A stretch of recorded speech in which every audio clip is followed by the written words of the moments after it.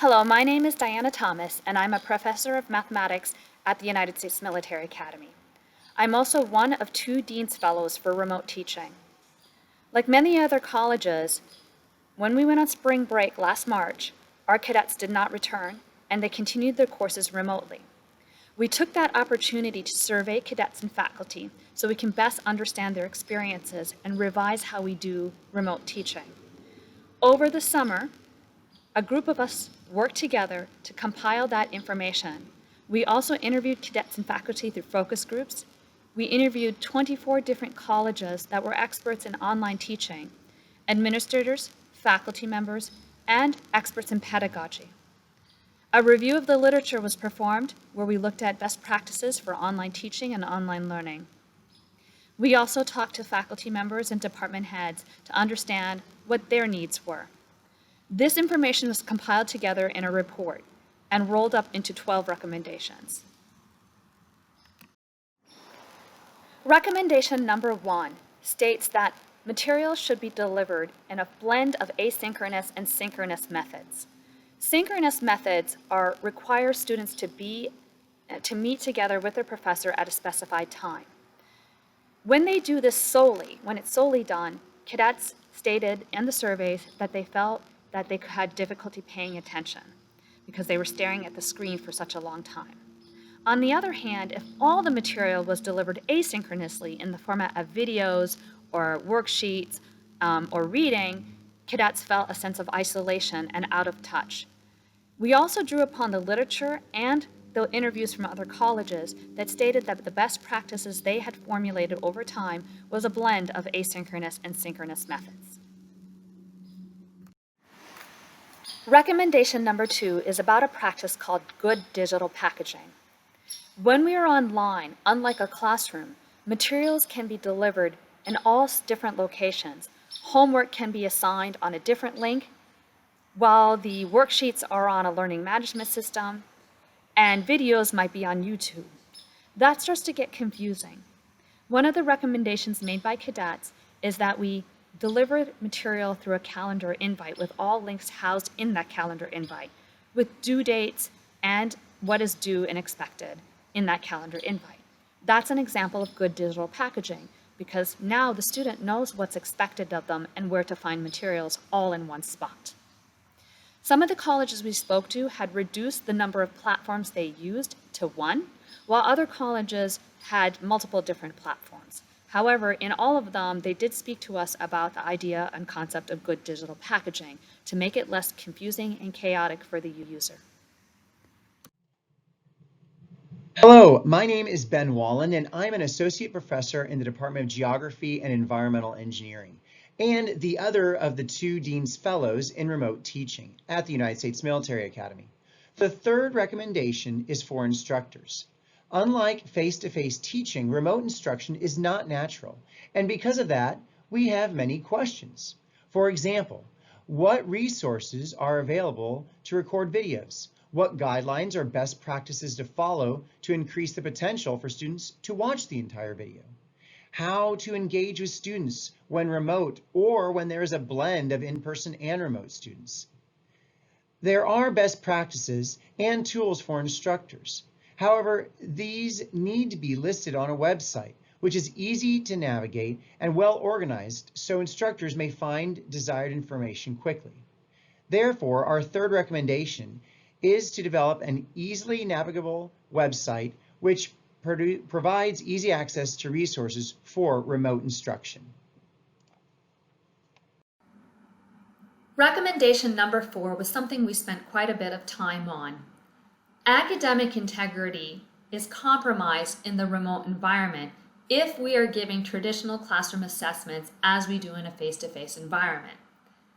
What we found is that the research indicated that the classroom assessments need to be redesigned and improved so that they improve cadet learning while at the same time minimizing the underlying motivation for committing honor violations. We found that signing a statement right before you take an assessment reminds students that they should be honest while taking that assessment, and it improves academic integrity. We also found that Frequent and institution-wide education and discussion that's continual during the semester is very important so that students understand what constitutes academic dishonesty and why it is wrong. And it actually leads to reduced academic dishonesty. Finally, we also found that giving more frequent low stakes, that means lower end point total assessments, in contrast to a midterm and a final, a high stakes and high pressure assessment, actually improves learning and retention and reduces incidence of academic dishonesty. We were also guided to provide authentic assessments. Examples of authentic assessments are posting a tweet about what you learned during the week, with extra credit if people actually like your tweet, versus giving a quiz that's multiple choice and can be looked up on Google. Or use the internet instead of prohibit students from using the internet. For example, have them scour the internet and find gaps in content, and have them actually contribute that content by filling those gaps. Finally, culminating experiences like a final exam that's traditional in class can be re-examined and revisited by looking at authentic assessments that are still providing that culminating experience.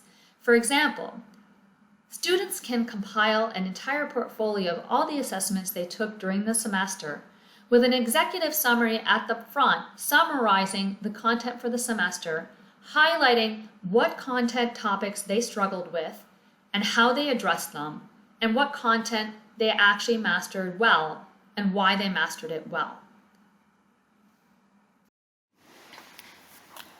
Recommendation number 5 is about educating faculty and students about how to do best in the remote environment.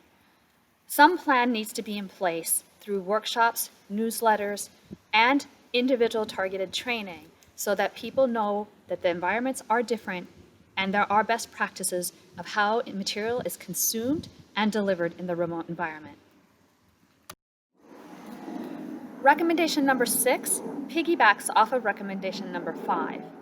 Remote teaching and remote learning are not obvious, and the right talent needs to be in place to help. Instructional design teams and the right IT needs to be in place to support the remote environment.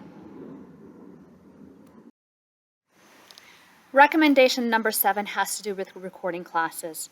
Recording classes is phenomenal because students can go back and look at material, and faculty can also go back and look at material. I know I said what I said because it's there on the recorded classroom. However, in both cases, this needs to be protected. Students need to be protected that their identity is not revealed to the public, and faculty needed to be protected so that bits and pieces of their material are not put out into the public domain without permission. In both cases, a policy needs to be put in place to protect both students and faculty. Recommendation number 8 has to do with the documentation of academic work, or DAW. We have something in place at the United States Military Academy which teaches our cadets how to document their work. This work traditionally has been in hard copy, in the form of paper submissions. Now that work is online, that material needs to have it accounted for by a new set of policies in the documentation of academic work so that cadets have a uniform format on how to submit a DAW for their work online. Recommendation number 9 should not be taken lightly. Because the computer allows us to stay away from the walls of our office and extend the day, many faculty found that their days had been extended past duty hours. Cadets also found that they were working a lot longer because they could. Expectations of when faculty will be available and when cadets can expect to reach them should be set in writing so that both parties know what is expected on both sides. Recommendation number 10 has to do with hard copy of textbooks. So it might seem that if you're taking an online course, having everything as electronic would be great, an electronic textbook, for example. In the surveys, especially the free-form written responses, we were surprised to find cadets actually wanted hard copies of their textbook. They found it difficult to stare at the screen all day long, and they also found it difficult to look up material constantly that was online. And so we recommend, as per their recommendations, that all cadets be supplied with hard copies of their textbook. Recommendation number 11 has to do with the fact that while it might be easy to walk over to a different building and find tutoring services or the librarian, that might be difficult in a remote environment. Our support services have already put together programs that are integrated online well, and so we recommend that that continues and that also be recognized as something that's very valuable and important for student learning. Recommendation number 12 takes the experiences and challenges we've had with remote teaching over the spring and summer to bounce forward. What we have learned is that cadets and faculty do not need to be at the United States Military Academy to learn. In fact, cadets could be traveling abroad and still take their courses remotely and graduate on time at the United States Military Academy. Thinking forward, it's possible that we could share courses among service academies or with ROTC programs or the Army at large. The technology we have today is exciting and we've learned quite a bit about them, but they're advancing rapidly and who knows what the future will bring. So what recommendation number 12 is to continue exploring those possibilities and the potential to bounce forward.